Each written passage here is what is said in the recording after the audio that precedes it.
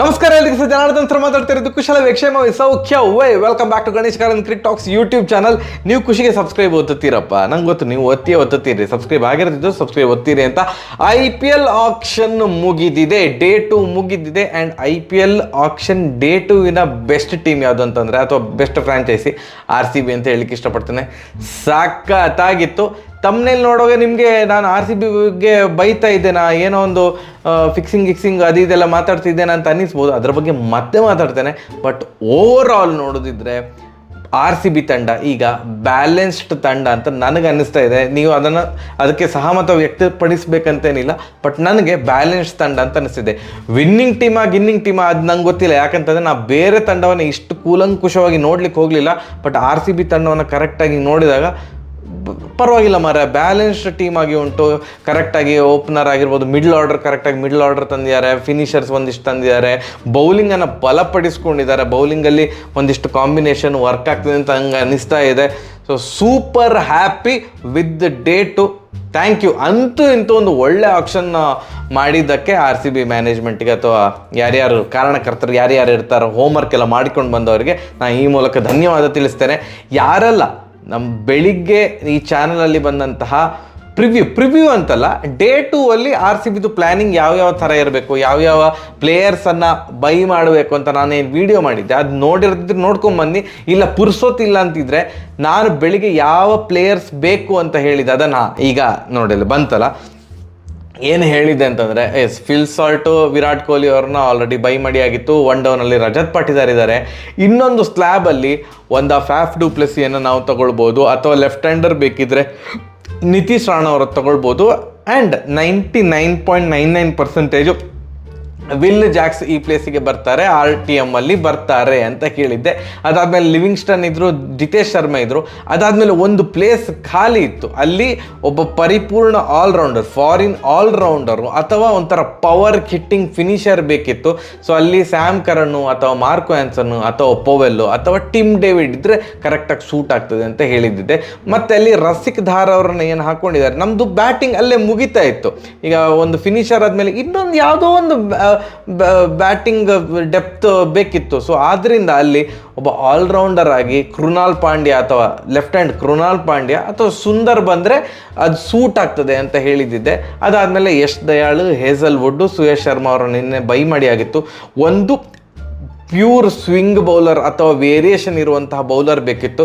ಅದಕ್ಕೆ ಭುವನೇಶ್ವರ್ ಕುಮಾರ್ ಬೇಕೇ ಬೇಕು. ಭುವನೇಶ್ವರ್ ಕುಮಾರನ್ನ ತಗೊಳ್ಳಿಕ್ಕೆ ಆಗದಿದ್ದರೆ ದೀಪಕ್ ಚಹರ್ ಅಥವಾ ಮುಖೇಶ್ ಕುಮಾರ್ ಬೇಕು ಅಂತ ಈ ಥರ ಒಂದು ಲಿಸ್ಟ್ ಮಾಡಿದ್ದೆ ಇವತ್ತು ಬೆಳಿಗ್ಗೆ. ಆ್ಯಂಡ್ ನಾನೇನು ಫ್ಯಾಫ್, ರಾಣಾ ಮತ್ತು ವಿಲ್ ಜಾಕ್ಸ್ ಅಂತ ಆ ಒಂದು ಲೈನ್ ಇತ್ತು, ಅದು ಡಿಲೀಟ್. ಆ 3 ಪ್ಲೇಯರ್ಸನ್ನು ಸಹ RCB ತಗೊಳ್ಳಿಲ್ಲ. ವಿಲ್ ಜಾಕ್ಸ್ ಬಗ್ಗೆ ಮತ್ತೆ ಮಾತಾಡ್ತೇನೆ, ಯಾಕಂತಂದರೆ ಭಯಂಕರ ಕಾಂಟ್ರವರ್ಸಿ ಕ್ರಿಯೇಟ್ ಆಗಿದೆ.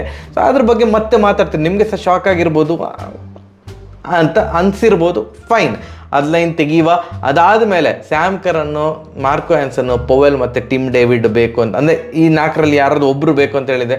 ಸ್ಯಾಮ್ ಕರನ್ ಮತ್ತು ಮಾರ್ಕೋ ಆ್ಯನ್ಸನ್ಗೆ ಬಿಡ್ ಮಾಡಲಿಕ್ಕೆ ಇಂಟ್ರೆಸ್ಟು ತೋರಿಸ್ತಿದ್ದಾಗ ಸೈಕಾಯ್ತು, ನಿಮಗೆಂಥ ಪ್ಲೇಯರ್ಸ್ ಬೇಡವಾ ಆಗಿದ್ರೆ ಎಂಥ ಕರ್ಮ ಅಂತ. ಅವರು they went ahead with the Tim David, the finisher. And Tim David ಏನು ಇವರು ಇಂಟ್ರೆಸ್ಟ್ ತೋರಿಸಿದಾಗ ಆ ಕಡೆಯಿಂದ ಮುಂಬೈ ಅವರು ಸೈಲೆಂಟಾಗಿ ಕೂತ್ಕೊಂಡಿದ್ರು. ಮುಂಬೈ ಅವರು ಕೇರೇ ಮಾಡಲಿಲ್ಲ, ಟಿಮ್ ಡೇವಿಡನ್ನು ಬೈ ಮಾಡಲಿಕ್ಕೆ ಇಂಟ್ರೆಸ್ಟೇ ತೋರಿಸಲಿಲ್ಲ. ಆಗ ನನಗೆ ಸ್ವಲ್ಪ ಡೌಟ್ ಕ್ರಿಯೇಟ್ ಆಯಿತು, ಇದು ಯಾಕೆ ಹೀಗಾಗ್ತಾ ಉಂಟು.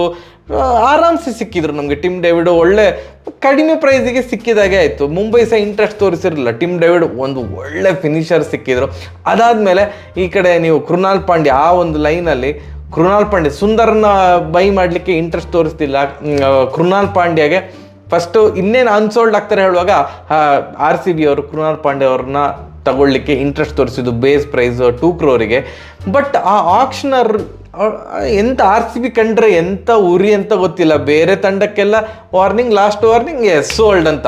ಬಟ್ RCBದು ಬಂದಾಗ, ಎಸ್ಪೆಷಲಿ ಕೃಣಾಲ್ ಪಾಂಡ್ಯದು ಬಂದಾಗ ಎಷ್ಟು ಟೈಮ್ ವೇಸ್ಟ್ ಮಾಡಿದ್ಲು ಅಂತಂದರೆ ಆವಾಗ ಇನ್ನೊಂದು ಟೀಮ್ ರೆಡಿ, ಆ ರಾಜಸ್ಥಾನ್ ಬಂದರು, ಇಲ್ಲ ನಾವು ತಗೊಳ್ತೇವೆ ಅಂತ. ಹಾಗೆ 2 ಕೋಟಿಯಲ್ಲಿದ್ದಂಥ ಆಟಗಾರ I think he went till 5.6 crore ಅಂತ ಅನ್ನಿಸ್ತದೆ.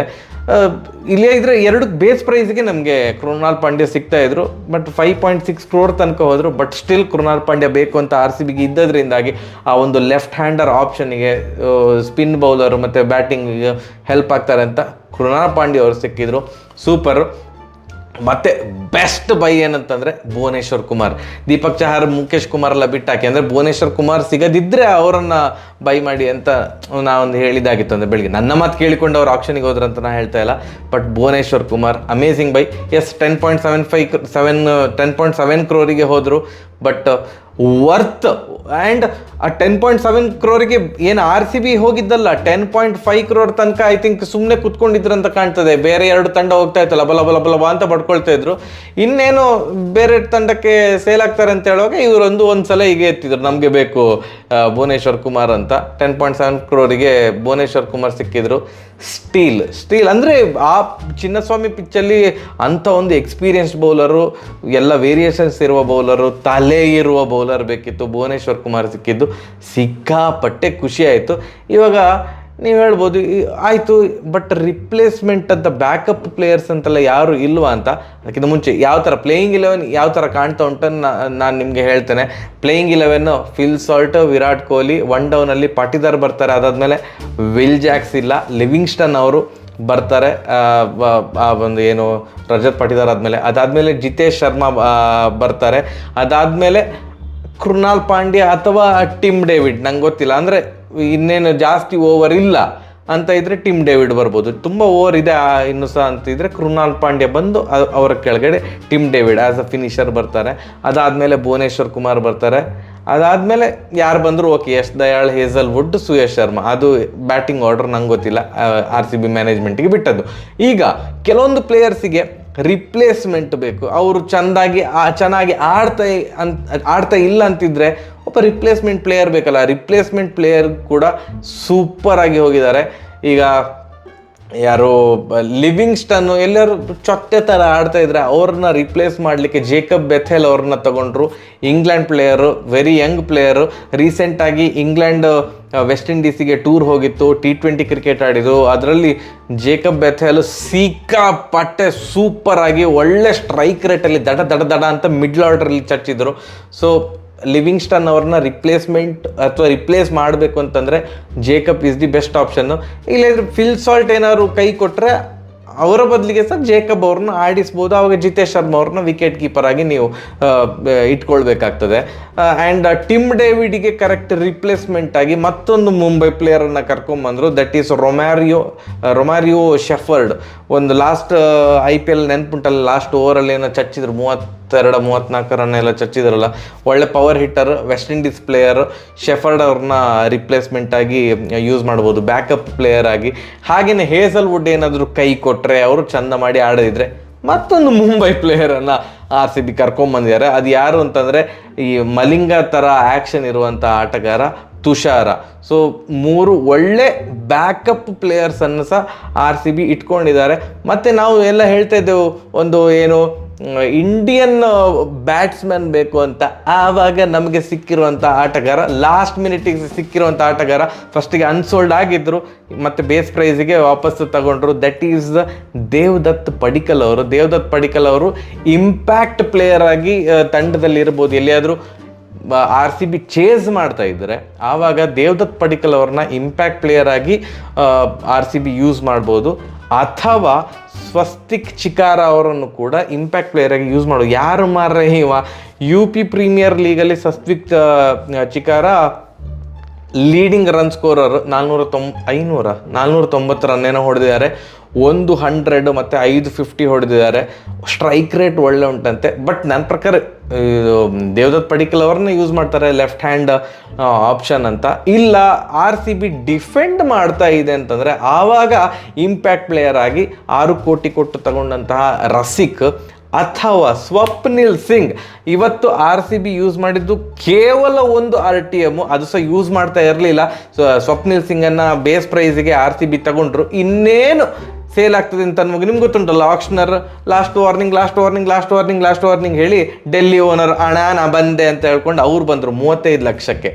ಆವಾಗ RCB ತಲೆ ಉಪಯೋಗಿಸ್ಕೊಂಡು ಇಲ್ಲ ನಾವು ತಗೊಳ್ಳೋದಿಲ್ಲ ಅಂತ ಹೇಳಿದೆವು. ಆವಾಗ ಹೇಳಿದರು. ಆವಾಗ ಇವರು ಏನು ಮಾಡಿದರು, DC ಸೇಲ್ ಆಯಿತು. ಸಡನ್ನಾಗಿ ಇವರು ಎತ್ತಿದ್ರು, ಯಾರು RCB ಏನು RTM ಕಾರ್ಡ್ ಎತ್ತಿದ್ರು. ಡೆಲ್ಲಿ 50 ಲಕ್ಷ ತನಕ ನಾವು ರೆಡಿ ಇದ್ದೇವೆ ಹೇಳಿದ ಕೂಡಲೇ RCB ಇಲ್ಲ ನಾವು ತಗೊಳ್ತೇವೆ ಅಂತ ಹೇಳಿದ್ರು. ಒಳ್ಳೆ ತಲೆ ಉಪಯೋಗಿಸಿದ್ದಾರೆ. Swapnil Singh lucky charm. So RCB ಎಲ್ಲಾದರೂ ಡಿಫೆಂಡ್ ಮಾಡ್ತಾ ಇದ್ದರೆ ರಸಿಕ್ ಅಥವಾ ಸ್ವಪ್ನಿಲ್ ಸಿಂಗ್ ಅವರನ್ನು ಹಾಕ್ಕೊಳ್ಬೋದು ಇಂಪ್ಯಾಕ್ಟ್ ಪ್ಲೇಯರ್ ಆಗಿ. ಆ್ಯಂಡ್ ನಮ್ಮ ಕನ್ನಡಿಗ ಮನೋಜ್ ಅವರನ್ನು ಕೂಡ ಇದು ತಗೊಂಡ್ರು. ಬೇಸ್ ಪ್ರೈಸ್ಗೆ RCB ತಗೊಂಡಿದ್ದಾರೆ. ಬಟ್ 99.99% ಮನೋಜ್ ಅವರಿಗೆ ಪ್ಲೇಯಿಂಗ್ 11 ಚಾನ್ಸ್ ಸಿಗೋದಿಲ್ಲ. ನಿಮಗೆ ಗೊತ್ತುಂಟು ಯಾಕೆ ಕನ್ನಡಿಗರನ್ನು ಸುಮ್ಮನೆ ಇಟ್ಕೊಂಡಿರ್ತಾರೆ ಅಂತ. ಹಬ್ಬ ಬಂದಾಗ ಯುಗಾದಿ ಹಬ್ಬದ ಶುಭಾಶಯಗಳು ಅಂತ ವಿಶ್ ಬೈಟ್ ಕೊಡಲಿಕ್ಕೆ, ಮತ್ತು ನ್ಯಾಕ್ಸ್ ಜೊತೆ ಕನ್ನಡದ ಇಂಟರ್ವ್ಯೂ, ಏನೋ ಚೆನ್ನಾಗಿದ್ದೀರಾ ಅಂತ ಅವ್ರು ಕೇಳಿದಾಗ ಇವ್ರು ಚೆನ್ನಾಗಿದ್ದೇವೆ ಅಂತೆಲ್ಲ ಹೇಳಲಿಕ್ಕೆ ಆ ಥರ ಯೂಸ್ ಮಾಡಿಕೊಳ್ತಾರೆ. I feel bad. ಬಟ್ ಅಂದರೆ ಕನ್ನಡಿಗ ಇದ್ದಾರೆ ಅಂತ ಹೇಳಲಿಕ್ಕೆ ದೇವದತ್ ಪಡಿಕ್ಕಲ್ ಇದ್ದಾರೆ. ಇಬ್ಬರು ಕನ್ನಡಿಗರಲ್ಲಿ ಯಾರಿಗಾದರೂ ಚಾನ್ಸ್ ಸಿಗ್ತದೆ ಅಂತಂದರೆ ನನ್ನ ಪ್ರಕಾರ ಅದು ದೇವದತ್ ಪಡಿಕ್ಕಲ್ಗೆ ಇಂಪ್ಯಾಕ್ಟ್ ಪ್ಲೇಯರ್ ಆಗಿ ಚಾನ್ಸ್ ಸಿಗ್ಬೋದು. ಪ್ಲೇಯಿಂಗ್ 11 ದೇವದತ್ ಪಡಿಕ್ಕಲ್ ಇಲ್ಲದಿದ್ರು ಪ್ಲೇಯಿಂಗ್ 12 ಖಂಡಿತವಾಗೂ ದೇವದತ್ ಪಡಿಕ್ಕಲ್ ಅವರು ರೇಸಲ್ಲಿ ಇರ್ತಾರೆ. ಮತ್ತು ಲಾಸ್ಟಿಗೆ 3 ಜನರನ್ನು ತಗೊಂಡ್ರು. ಅದು ಸುಮ್ಮನೆ ಅಂದರೆ ಟೀಮನ್ನು ಸ್ವಲ್ಪ ದೊಡ್ಡ ಮಾಡಲಿಕ್ಕೆ ಈ ಬ್ಯಾಕಪ್ ಪ್ಲೇಯರ್ಸ್ ಆಗಿ ಲುಂಗಿ ಅಂಗಿಡಿ, ಅಭಿನಂದನ್ ಸಿಂಗ್ ಮತ್ತು ಮೋಹಿತ್ ರಾಟೆ ಅವ್ರನ್ನ ತಗೊಂಡ್ರು. 3 ಜನ ಬೌಲರ್ಸು, ಎಕ್ಸ್ಟ್ರಾ ಬೌಲರ್ಸ್ ಇರಲಿ ಅನ್ನೋ ಕಾರಣಕ್ಕೆ ಲುಂಗಿ ಅಂಗಿಡಿ ಅಂದರೆ ತುಷಾರ ಸಹ ಹೊಡಿಸ್ಕೊಂಡು ಹೇಸಲ್ವುಡ್ಡು ಹೊಡಿಸ್ಕೊಂಡು ತುಷಾರನೂ ಹೊಡಿಸ್ಕೊಂಡ್ರೆ ಅವಾಗ ಇನ್ನೊಂದು ಫಾರಿನರ್ ಬೌಲರ್ ಬೇಕು ಅಂತ ಲುಂಗಿ ಅಂಗಿಡಿ ಅವರು ಕೂಡ ವೇರಿಯೇಷನ್ಸ್ ಎಲ್ಲ ಇದೆ ಅವ್ರದ್ದು. ಆವಾಗ ಅವರನ್ನು ಯೂಸ್ ಮಾಡ್ಬೋದು. ಓವರಾಲ್ ನೋಡಿದರೆ I am really happy with the squad. ತುಂಬ ಪ್ಲ್ಯಾನ್ ಮಾಡಿದ್ದಾರೆ ಅಂತ ಅಂದ್ಕೊಳ್ತೇವೆ. ಫಸ್ಟಿಗೆ ಸ್ವಲ್ಪ ಇಮೋಷ್ನಲಿ ನಾವು ಸ್ವಲ್ಪ ಬರ್ಸ್ಟ್ ಔಟ್ ಆಗ್ತೇವಲ್ಲ, ರಾಹುಲ್ ಇಲ್ಲ ಹಾಗೆ ಹೀಗೆ ಅಂತ. ಬಟ್ ಇವಾಗ 1-2 ದಿನಗಳ ಆಕ್ಷನ್ ಪೂರ್ತಿ ನೋಡಿದ ಮೇಲೆ ಐ ಫೀಲ್ ಎಸ್ ಇದು ಚಂದ ಉಂಟು. ವಿನ್ನಿಂಗ್ ಟೀಮ್ ಅದೆಲ್ಲ ನಂಗೆ ಗೊತ್ತಿಲ್ಲ, but it looks like very very balanced team. Especially playing 12 ಅಂತೂ ಕಣ್ಣು ಮುಚ್ಕೊಂಡು ಹೇಳ್ಬೋದು. Phil Salt, Virat Kohli, Rajat Patidar, Livingstone, Jitesh Sharma, Tim David, Krunal Pandya, Bhuvneshwar Kumar, Yash Dayal, Hazlewood, Suyash Sharma. ಮತ್ತು ಇಂಪ್ಯಾಕ್ಟ್ ಪ್ಲೇಯರ್ ಆಗಿ Devdutt Padikkal / Rasikh Dar / Swapnil Singh / Manoj. I don't think so Manoj ಅವರಿಗೆ ಪ್ಲೇಯಿಂಗ್ ಸಿಗೋದಿಲ್ಲ, ಅಂದರೆ ಇಂಪ್ಯಾಕ್ಟ್ ಪ್ಲೇಯರ್ ಆಗೂ ಸಿಗೋದಿಲ್ಲ. ಮತ್ತು ಬೆಂಚಲ್ಲಿ ಕೂತ್ಕೊಳ್ಳಲಿಕ್ಕೆ ಶೆಫರ್ಡ್, ತುಷಾರ ಮತ್ತು ಜೇಕಬ್ ಬೆಥೆಲ್ ಅವರು ಲಿಟ್ರಲಿ ರಿಪ್ಲೇಸ್ಮೆಂಟ್ ಪ್ಲೇಯರ್ ಥರ ಸ್ಟ್ರಾಂಗ್ ಬ್ಯಾಕಪ್ ಪ್ಲೇಯರ್ಸು.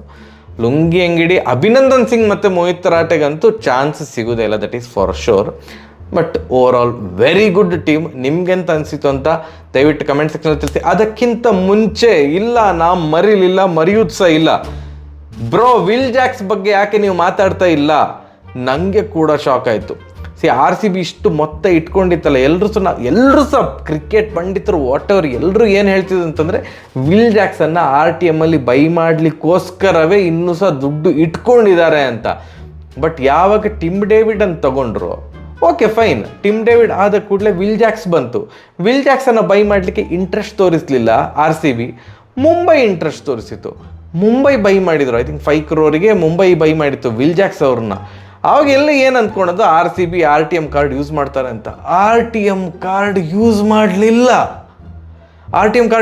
ಆವಾಗ ಮುಂಬೈಗೆ ಫುಲ್ ಖುಷಿಯಾಗಿ ಅಂಬಾನಿ ಮಗ ಎದ್ದು ಬಂದು ಶೇಕ್ ಹ್ಯಾಂಡ್ ಕೊಟ್ಟೋದ್ರು. ಸೊ ಒಳ ಒಪ್ಪಂದ ಇರ್ಬೋದಾ? ಖಂಡಿತವಾಗಿ ಸಹ ಒಳ ಒಪ್ಪಂದ ಇದ್ದೇ ಇರ್ತದೆ. ಯಾಕೆ ಇಲ್ಲದ್ರೆ RTM ಯೂಸ್ ಮಾಡ್ಬೋದಿತ್ತಲ್ಲ.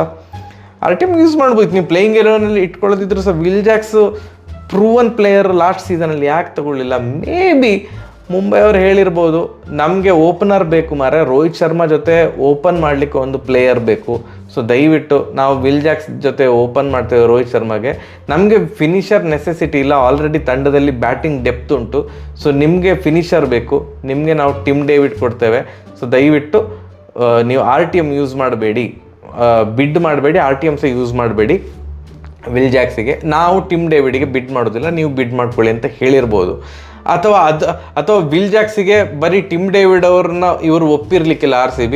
ಹೌದಾ, ನಮಗೆ ಇನ್ನೂ ಸ್ವಲ್ಪ ಜಾಸ್ತಿ ಪ್ಲೇಯರ್ಸ್ ಬೇಕು ಅಂತ ಹೇಳಿರ್ಬೋದು. ಯಾರೆಲ್ಲ ಬೇಕು ಅಂತ ಕೇಳಿದ್ದಕ್ಕೆ ನಮಗೆ ಶೆಫರ್ಡ್ ಬೇಕು, ಮತ್ತು ಇವರು ಬೇಕು, ಯಾರು ತುಷಾರ ಬೇಕು. ಆ 3 ಪ್ಲೇಯರ್ಸ್, ಆ 2 ಪ್ಲೇಯರ್ಸಿಗೂ ನೀವು ಬಿಡ್ ಮಾಡಬಾರ್ದು ಅಂತ ಹೇಳಿರ್ಬೋದು RCB.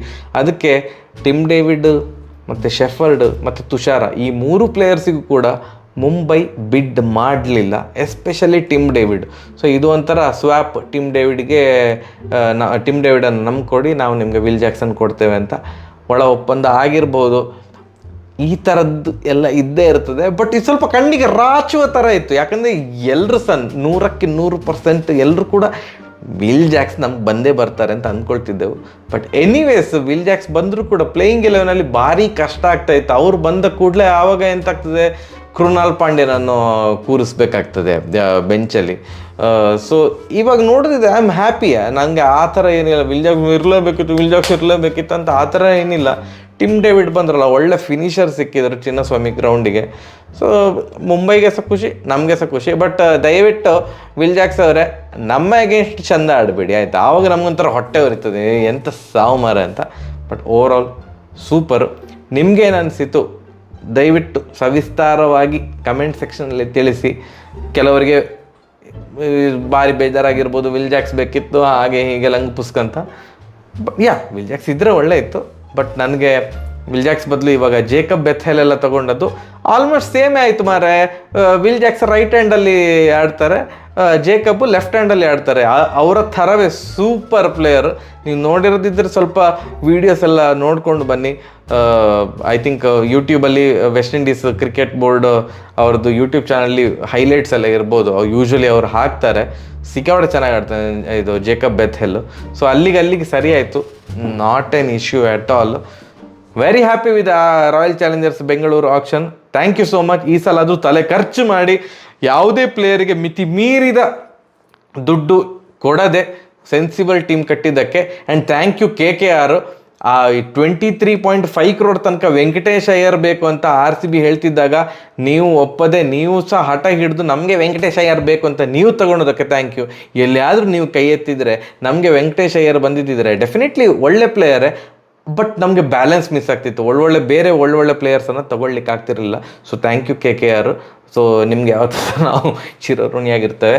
ಹೋಪ್ಫುಲಿ ಈ ಒಂದು ತಂಡ ಇಟ್ಕೊಂಡು ಒಳ್ಳೆಯ ಪ್ರದರ್ಶನ RCB ಕೊಡಲಿ ಅಂತ ನಾವು ಬಯಸೋದು. ತಂಡ ಒಳ್ಳೆ ಉಂಟು, ಆಕ್ಷನ್ ಚೆನ್ನಾಗಿ ಆಗಿದೆ. ಇನ್ನೆಲ್ಲ ಸಹ ಪ್ಲೇಯರ್ಸ್ ಮೇಲೆ ಇರೋದು. ಪ್ಲೇಯಿಂಗ್ 11 ಸಹ ಚೆನ್ನಾಗಿ ಮಾಡ್ತಾರೆ ಅಂತ ಅಂದ್ಕೊಂಡಿದ್ದೇನೆ. ಇನ್ನೆಲ್ಲ ಪ್ಲೇಯರ್ಸಿಗೆ ಬಿಟ್ಟಿದ್ದು, ಚಂದ ಮಾಡಿ ಆಡಲಿ ಎಂತ ಹೇಳಲಿಕ್ಕೆ ಹೋಗೋದಿಲ್ಲ ನಾನು, ಅರ್ಥ ಆಯ್ತಲ್ಲ, ಅದೆಲ್ಲ ಹೇಳಲಿಕ್ಕೆ ಹೋಗೋದಿಲ್ಲ. ಚಂದ ಮಾಡಿ ಆಡಲಿ ಅಂತ ನಾನು ಅಷ್ಟೇ ಬಯಸೋದು. Yes, thank you so much. IPLದು ವಾಟ್ ವಿಡಿಯೋ ನಾನೆಲ್ಲ ಮಾಡಿದ್ದು ನಿಮಗೆ ಇಷ್ಟ ಆಗಿದೆ ಅಂತ ಅಂದ್ಕೊಳ್ತೇನೆ. ಆ್ಯಂಡ್ ಕರೆಕ್ಟಾಗಿ ಮಾತಾಡಿದ್ದೇನೆ ಅಂತ ನಾನು ಅಂದ್ಕೊಳ್ತಾ ಇದ್ದೇನೆ. ಸರಿ, ಹಾಗಾದರೆ ಬರುವ ನಮಸ್ಕಾರ.